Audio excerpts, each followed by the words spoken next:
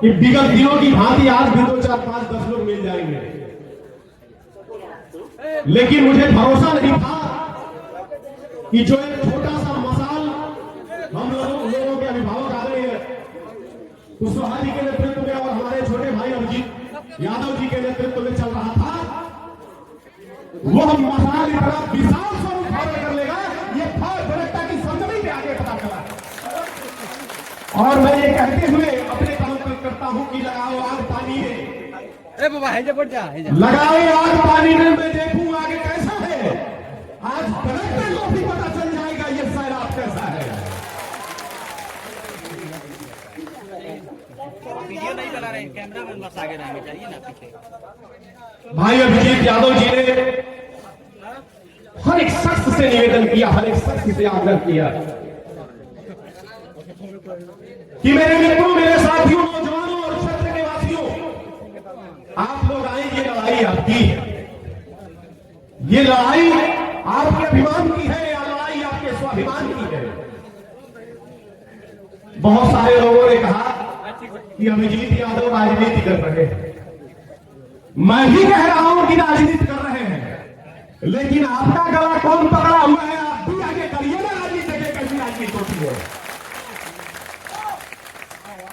भाजपा रानी को जब हम उठा करके इतिहास पढ़ते हैं तो भाजपा रानी में एक ढेला फेंक दीजिएगा तो किसी न किसी नेता के सर पे गिरेगा, लेकिन इस कार्यक्रम में केवल अभिजीत यादव और कुछ चंद नौजवान मौजूद हैं, बाकी नेता कहां है जिनके सर पे ढेला गिरने वाला था। मैं पेशे से शिक्षक हूं और इसमें भी बहुत सारे चेहरे, प्रमोद ठाकुर जी जैसे हमारे अजय भाई बैठे हुए हैं, पूरी टीम बैठी हुई है शिक्षकों की। ये जिम्मेदारी एक शिक्षक की नहीं है, ये जिम्मेदारी समाज सेवियों की है, ये जिम्मेदारी उन लोगों की है जो दरवाजे दरवाजे जाकर के माथा पटकते हैं और जनता को भरोसा दिलाते हैं कि आपके हर हकों की लड़ाई हम लड़ेंगे। ये उनकी जिम्मेदारी है, ये जिम्मेदारी इन छोटे छोटे बच्चों की नहीं है जो अपनी पढ़ाई लिखाई का समय छोड़ करके 7 दिनों से बरकता स्टेशन के सामने खड़ा होकर अभिजीत यादव के नेतृत्व में ये मौर्य एक्सप्रेस और ग्वालियर बरौनी एक्सप्रेस जो यहाँ के मूलभूत सुविधाओं के लिए बेहद जरूरी है, उसकी लड़ाई लड़ रहे हैं। ये जिम्मेदारी इनकी नहीं है, ये जिम्मेदारी उनकी है जो सुबह से शाम तक फेसबुक पर और व्हाट्सएप पर चर्चित चेहरा लेकर के और लोगों के हित की लड़ाई का भरोसा दिलाते हैं। और जब कोई बरकता में कोई लड़ाई की बात आती है, कोई युद्ध की बात आती है, जनता के हित की बात आती है, तो वो जाकर के गली में घुस जाते हैं। ऐसे लोगों की लड़ाई नहीं है। साथियों, मैं पढ़ता था तो पढ़ा था कि वो मुर्दा है जो स्वाभिमानी नहीं है। मुझे तो लगता है कि अगर ये बरकता जो पूर्व से लेकर पश्चिम तक, उत्तर से लेकर दक्षिण तक लाखों की संख्या में मौजूद है, उसमें से अगर 150 लोग इस कार्यक्रम में हिस्सा ले रहे हैं लोग, तो ये जिंदा लोग हैं, बाकी तो मरे हुए लोगों के साथ घरों में दुबके हुए साहब। ये जिंदा लोग हैं जो जानते हैं कि यात्रा की कितनी जरूरत है, जो जानते हैं कि यहाँ के व्यापारियों की जरूरत है, जो जानते हैं यहाँ के गरीब किसान मजदूर जो अपने कम पैसे में यात्रा करके और अपने मंजिल तक पहुंचना चाहते हैं, ये उनकी लड़ाई है, ये वही लोग। इनके लिए मैं धन्यवाद ज्ञापित करता हूं, इनको शुभकामना देता हूं और ईश्वर से प्रार्थना करता हूं कि हे ईश्वर, इनके जज्बातों में वो ताकत देना, इनको वो मजबूती देना कि जिसके लिए विगत 7 दिनों से यहां बैठकर तपस्या कर रहे हैं, वो तपस्या फलीभूत हो और ये ट्रेन रुकने की क्रम जारी हो जाए। वो मुर्दा है जो स्वाभिमानी नहीं है, जिस इंसान के आंखों में पानी नहीं है। अरे खुदाया, मेरी कौम को क्या हुआ है कि जिंदा तो है जिंदगानी नहीं है, जिंदा तो है जिंदगानी नहीं। और ऐ दुनिया वालों, जिसे तुम दुनिया समझते हो वो रणक्षेत्र है, कोई महफिल नहीं है। ऐ दुनिया वालों, जिसे तुम दुनिया समझते हो वो रणक्षेत्र है, कोई महफिल नहीं है। और जिसे लड़ना आता नहीं रहे हक में, वो नामर्द है, मर्द काबिल नहीं है, वो नामर्द है, मर्द काबिल नहीं है। और साथियों, हम लोग छोटे थे ना, तो ठंडी के दिनों में मां हम लोगों को स्वेटर पहनाती थी, और जब हमारी मां हमें स्वेटर जबरदस्ती पकड़ के पहनाती थी तो हम स्वेटर निकाल के फेंक दिया करते थे और कहते थे कि नहीं पहनेंगे। मां कहती थी कि पहन लो, हमारा जवाब होता है क्यों पहने? मां कहती थी कि इसलिए पहन लो कि इससे तुम्हारे शरीर को गर्मी मिलेगी, क्योंकि गर्मी ऊन में होती है। मां ने बचपन में कहा कि बेटा गर्मी ऊन में होती है, और जब हम विद्यालय की तरफ कदम हमारे बढ़े तब पता चला कि गर्मी ऊन में नहीं होती है, गर्मी तो जून में होती है, गर्मी जून में होती है। और जब विद्यालय में अपने सहपाठियों से लड़ाई झगड़ा करके घर वापस आते थे तो बाबूजी पीठ थपथपा के कहते थे कि घबराओ नहीं बेटा, गर्मी इंसान के खून में होती है। साथियों, आज मुझे इस कार्यक्रम स्थल पर आकर के, और मैं आज यहां आया हूं तो मुझे पता चला है कि यह दीपक जो अभिजीत भाई ने जलाया था, वो जो छोटा सा दीपक था, वो चलते चलते पूरे बनक्का ब्लॉक को रोशनी देने पे कायम हो गया और बता दिया कि अभिजीत भाई, अगर जज्बा जुनून बड़ा हो तो कितना हो बड़ा लड़ाई हो, छोटे स्तर से शुरू करके इस विशाल स्वरूप तक पहुंचाया जा सकता है। और मैं निश्चित रूप से आपके जज्बे जुनून को देख करके ये निश्चित रूप से कह सकता हूं कि ना गर्मी ऊन में होती है, ना गर्मी जून में होती है, ना गर्मी इंसान के खून में होती है। अरे गर्मी तो नौजवानों के जज्बा और जुनून में होती है, जो जुनून पैदा करके यहां सैकड़ों की संख्या में लोगों को जुटा दिया है, नौजवानों को जागृत कर दिया है और यह बता दिया है कि यह लड़ाई हमारी नहीं है, अब ये लड़ाई आपकी हो सकती है, ये लड़ाई बरकटा के नौजवानों की हो सकती है, ये लड़ाई बरकटा के गरीब किसान मजदूर दबे कुचले लोगों की लड़ाई है, जो कम पैसे में यात्रा करके अपनी जीविका चलाना चाहते हैं। यहाँ के लोग मैरवा जाते हैं, वहां से भर भर के सब्जियां लाते हैं व्यवसाय के लिए। ये लोग यहाँ से देवरिया गोरखपुर जाते हैं, वहां से व्यवसाय के लिए सामान लाते हैं। तो मैं व्यवसायियों से करना चाहता हूं कि साहब, जब ये आपकी लड़ाई है तो आप कहां इसके बीच में बैठे हुए, आप अपना चेहरा तो दिखाइए, आप दिखाइए, आप कहां है, आप दौड़ के आइए, आप शामिल होइए। ये आपके भाई, आपके भतीजे, आपके चाचा काका, सारे लोग यहां आपकी लड़ाई लड़ रहे हैं। बहुत बुरा है जमाना, मगर बुरा क्या है, बहुत बुरा है जमाना, मगर बुरा क्या है। मुझे पता है कि तेरे शहर की हवा क्या है। अरे बचा सकते हो तो बचा लो वजूद अपना, जमीन बेचकर जीने से फायदा क्या है, जमीन बेचकर जीने से फायदा क्या है। 2 सालों से 3 सालों से लड़ाई यहां लड़ी जा रही है। बीच बीच में कभी ना कोई नेता, कोई समाज सेवी, कोई आगे बढ़कर नेतृत्व करता आता है और कहता है कि मेरे भाइयों, यहां से हजारों लाखों लोग रोज यात्रा करने वाले लोग हैं, आप उनके लिए तो कम से कम इस ट्रेन को रुकवा दीजिए। अब मेरे समझ में नहीं आता है कि हमारी आवाज दिल्ली तक नहीं पहुंचती है, बनारस तक नहीं पहुंचती है, यहां के कर्मचारियों के कानों तक नहीं पहुंचती है, कि उनको यह बात नहीं समझ में आती कि यहां के लोग दौड़ करके भाटपाड़ से ट्रेन पकड़ते हैं, यहां के लोग मैरवा जाकर के ट्रेन पकड़ते हैं, यहां के लोग सीमांत जाकर के ट्रेन पकड़ते हैं। लेकिन हमारे लिए यह बहुत बड़ी बात है, हमारे लिए यह बहुत बड़ी बात है कि गौरिया एक्सप्रेस से हम सुबह शाम की यात्रा करते हैं। अब यहां इतना बड़ा स्टेशन, इतना बड़ा इसका परिक्षेत्र, और उसमें आप 1 से 2 ट्रेनों को रोकते हैं, तो यहां के लोग कैसे यात्रा करते होंगे साहब? ये तो विचारणीय प्रश्न है। यहां पागल थोड़े ना कोई है कि आकर के 4 घंटा आपके साथ 7 दिनों से आप कुछ मित्र हमारे बैठे हुए, ये पागल है अपने घरों के। ये वो जुनूनी साथी है, कभी आप देखेंगे जितने पढ़ने वाले साथी हैं, जितने शिक्षक हैं, वो आप बता दे याद करके कि आपके नजर में कोई ऐसा बुद्धिमान आदमी हो जिसने इतिहास रचा हो। जितने बुद्धिमान है ना, वो घरों में बैठ करके फेसबुक व्हाट्सएप पर देख रहे होंगे कि बरकटा स्टेशन पे जो आंदोलन चल रहा है उसमें कौन कौन लोग पहुंचे हैं और क्या क्या हो रहा है। ये जितने लोग यहां मौजूद हैं, ये अपने जीवन के पागल में जो इतिहास रचने के लिए यहाँ है, ये इतिहास रचने के लिए लोग आए हैं। आज जब बरकटा स्टेशन का इतिहास लिखा जाएगा, जब यहाँ का नाम चर्चा में आएगा, तो सभी लोग कहेंगे ये वास्तव में बरकटा ब्लॉक के साथियों ने बैठ करके जो 3 सालों से नहीं हो पाया, 7 दिवसों के अंदर में बरकटा स्टेशन के सामने बैठ करके, आमने अवसर पर बैठ करके उसे सार्थक करके दिखाया है। और ये छोटे से नेता ने किया है, ये आप जैसे लोगों ने किया है। जो नेता नहीं है, ये वो लोग हैं जो जमीन से जुड़े हुए हैं और समस्याओं को बारीकी से अध्ययन करके यहां उपस्थित है। वो जानते हैं कि मौर्या एक्सप्रेस अगर ट्रेन नहीं रुकती है तो आने वाले समय में हमारे किसान मजदूर भाइयों की समस्याएं बढ़ेंगी। लगातार लोड बढ़ रहा है, लगातार लोगों की यात्राएं बढ़ रही है, लगातार लोगों का काम बढ़ रहा है, और ऐसी स्थिति में हमारी एक छोटी सी मांग, ये मौर्या एक्सप्रेस को जो 2 मिनट पहले रुकती थी साहब, उसको रुकवा दीजिए। उत्तर प्रदेश के बॉर्डर पे है, जहां से बिहार के लोग भी आकर यात्रा करते हैं, उत्तर प्रदेश के लोग भी आकर यात्रा करते हैं। लेकिन आप वहां नहीं सुनते। एक ग्वालियर बरौनी एक पैसेंजर से यात्रा, ये जनसंख्या लाखों की जनसंख्या अपने तबलाक में रहती है, एक पैसेंजर से यहां से लेकर पूर्वांचल और पश्चिमांचल तक जाने का काम करती है। इससे कैसे काम हो सकता है साहब?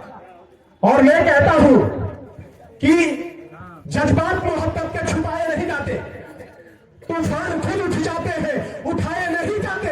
और जब जोश में आ जाती है यार जवानी, तो बन जाते हैं दीवाने, बनाए नहीं जाते। ये दीवाने का हुजूम जो खड़ा हुआ है वो उनके जद्दों ने पैदा किया। तो मुझे पूरा विश्वास है कि आज के बाद यहाँ के अधिकारी जरूर हमारी बातों को सुनेंगे और मौर्य और ग्वालियर बरौनी के ठहराव के लिए जो परिश्रम और प्रयास लगातार सप्ताह से चल रहा है, कई वर्षों से संचालित हो रहा है, वो पूरा होगा, हमारी मांग पूरी होगी। मैं इस बात का दावा करता हूं।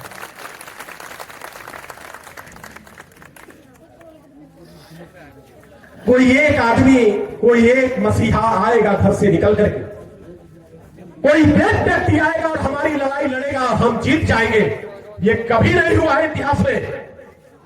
और लड़ाई लड़ने के लिए हर वक्त व्यक्ति को प्रयत्नशील होना चाहिए। अपने अधिकारों की लड़ाई है, चोरी थोड़े ना, हम डाका थोड़े डाल रहे हैं, हम प्रशासन का कोई नुकसान थोड़े कर रहे हैं, हम रेलवे का कोई नुकसान थोड़े कर रहे हैं। हमने उसका कैंपस लिया है जो हमारे अधिकार की चीज है, हमने अपनी बात कही है, हमने अपना निवेदन किया है, हमने प्रार्थना पत्र दिया है, हमने अधिकारियों से हाथ जोड़ करके निवेदन किया कि साहब हमारे लिए नहीं, ये लाखों जो यहाँ के लोग रोज यात्रा करते हैं उनकी बात सुनी जाए, उनके हक के लिए आप एक फैसला करके यहाँ के लोगों को अपने घरों में भेजने का काम करें। ये नहीं चाहते हैं कि सड़क पर उतरे, ये नहीं चाहते हैं कि कोई लड़ाइयां लड़े, लेकिन जब मजबूरी और विवशता आ जाती है तो सज्जन से सज्जन पुरुष भी दुर्जन बनने के लिए विवश हो जाता है। आज के बाद यह आंदोलन जरूर विश्राम ले लेगा, लेकिन ये हमेशा के लिए विश्राम नहीं लेगा। अगर हमारी बातें नहीं मानी जाती है तो फिर एक महीना के बाद ये कार्रवाई, हुजूम, ये तूफान चलेगा, फिर चलेगा। भाई प्रमोद ठाकुर जी, आज के कार्यक्रम का संचालन प्रमोद ठाकुर जी करेंगे। मुझे ही इन्होंने पहले झोंक दिया। मैं वो जिलेबी हूं जिसे पहले छानकर भट्टी में दुकानदार डाल देता है। मुझे भी सुपुर्द किया गया है और पहला जो भट्टी में डाला जाता है ना जिलेबी, वो है उसका शुभ मुहूर्त था। अगर वो बढ़िया जल गई तो सब उखड़ जाए। बड़ा वो नहीं है जो बहुत बड़ा है, बड़ा वो नहीं है जिसके पास गाड़ी बड़ी है, बड़ा वो नहीं है जिसके पास घड़ी महंगा है, बड़ा वो नहीं है जो महंगे महंगे कपड़ों से सजा हुआ है, और बड़ा वो भी नहीं है जिसके पास गाड़ी बड़ी है। अरे बड़ा वो है जो आपके हर लड़ाई में, आपके हर साथ में आपसे कदम कदम मिला करके आपके साथ खड़ा है। वो बड़ा है साहब, वो बड़ा है जो आपकी लड़ाई में आपके साथ खड़ा है। अरे साहब, हाई हाई हाई हाई, चलिए गेट देख लगा, ये छूने दीजिए। ये क्या बताता है? अभिजीत यादव के हाथों से निकला हुआ ये खून है, जिससे ये लिखा जा रहा है कि मौर्य एक्सप्रेस और बरौनी ग्वालियर को यहाँ पर रोका जाए, ठहराव किया जाए। अरे अगर तुम्हारे खून में थोड़ा सा भी रक्त का उबाल है तो बड़का के सरजमी पे आ जाओ, और नहीं तो चुल्लू भरपारी में घूम के मर जाओ। जो एक नया लड़का, एक ही राष्ट्रपति आपकी लड़ाई के लिए अपना खून बहा रहा है। ये लड़ाई आपके लिए लड़नी चाहिए। हमको नेता किसी ने बनाया है, हमको जिम्मेदारी किसी ने सौंपा है, तो इसलिए सौंपा है साहब कि हमारे दुख परेशानी में आप मेरे साथ खड़े होंगे, हमें जब जरूरत होगी तो आप हमारे साथ आकर खड़े होंगे। और अगर हमारे दुख परेशानी में इस मौर्य एक्सप्रेस के ठहराव के लिए आप लड़ाई नहीं लड़ सकते हैं, तो मैं कहता हूं कि आपको नेता बनने का कोई हक अधिकार नहीं है, आपको नेता कहलाने का कोई फर्ज नहीं है। नेता तो वो है जो अपना सर्वस्व न्यौछावर कर दे आपके ऊपर। नेता तो वो है कि जो समाज हित में सुबह शाम दिन रात गर्मी जाड़ा बरसात न देखे, वो नेता है, वो हमारा नेता है। मैं छोटे भी चंद साहब को मैं निवेदन करता हूं कि आप लोगों ने ये बताया है कि बरकटा जिंदा लोगों की धरती हुई है, मरे लोगों की धरती नहीं है। अगर आप यहाँ मौजूद नहीं होते, आपकी ये संख्या यहाँ मौजूद नहीं होती, तो मैं दावे के साथ कहेंगे यहाँ से चला जाता भाजपा रानी कि बरकटा भी कोई ब्लॉक है जहाँ मरे हुए लोग रहते हैं। लेकिन आप लोगों ने प्रमाण पत्र दिया है जीने का, आप लोगों ने प्रमाण पत्र देकर के ये बताया है कि बरकटा की सरजमी इतिहास लिखने के लिए आतुर, बरकटा की सरजमी मौर्य एक्सप्रेस और ग्वालियर बरौनी को रोकने के लिए आतुर और बेचैन। और ना किसी हम सफर से, ना किसी हम नसी से निकलेगा, ना किसी हम सफर से, ना किसी हम नसी से निकलेगा। अरे हमारे पांव का कांटा हम ही से निकलेगा और वतन की रेत मुझको एड़ियां रगड़ने दे। मुझे यकीन है पानी यहीं से निकलेगा, मुझे यकीन है पानी यहीं से निकलेगा। और अंतिम शेर यहाँ के नौजवानों को सुपुर्द करते हुए मैं अपनी बात खत्म करता हूं कि युद्ध नहीं जिनके जीवन में वो भी बहुत अभागे होंगे, युद्ध नहीं जिनके जीवन में वो भी बहुत अभागे होंगे। या तो प्राण को तोड़ा होगा या फिर रण से भागे होंगे। और जीवन का कुछ मर्म नहीं, जब तक युद्ध नहीं करेगा सूरज नहीं प्रभा दे सकता, जब तक स्वयं नहीं धड़केगा। और जीवन के तथकेराही को पल भर भी विश्राम नहीं है। अरे कौन भला स्वीकार करेगा जीवन एक संग्राम नहीं है, कौन भला स्वीकार करेगा जीवन एक संग्राम नहीं है। एक बार बोलिए भारत माता की, भारत माता की।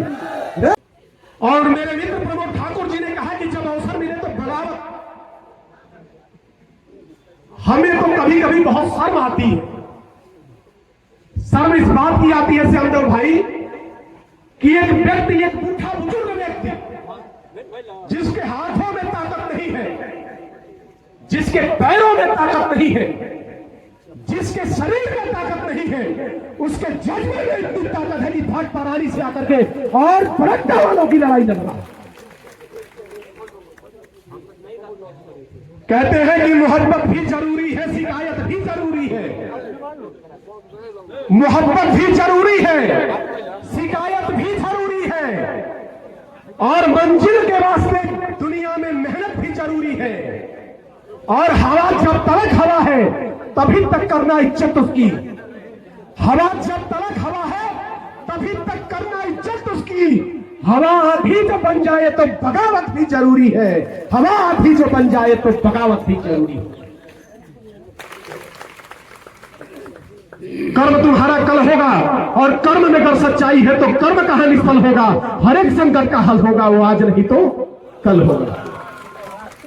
लोहा जितना बनता है उतनी ही ताकत भरता है, सोने में जितनी आंच लगी वो उतना प्रहर चमकता है, हीरा जितना घिसता है उतने ही तेल चमकता है। अरे मिट्टी का बर्तन पकता है तो धूल पर खूब खनकता है। और सूरज जैसा बनना है तो सूरज जैसा जलना होगा, सूरज जैसा बनना है तो सूरज जैसा जलना होगा। नदियों से अगर पाना है तो पर्वत छोड़ निकलना होगा। अरे हम किसानों के बेटे हैं, हम मजदूरों के बेटे हैं, हम गरीबों के बेटे हैं। जो मानेगा सरल होगा, हर एक संकट का हल होगा, वो आज नहीं तो कल होगा। अरे भारत माता की बहुत बहुत धन्यवाद। अद्भुत उदय सिंह सम्यक जी, जवाब नहीं है आपका।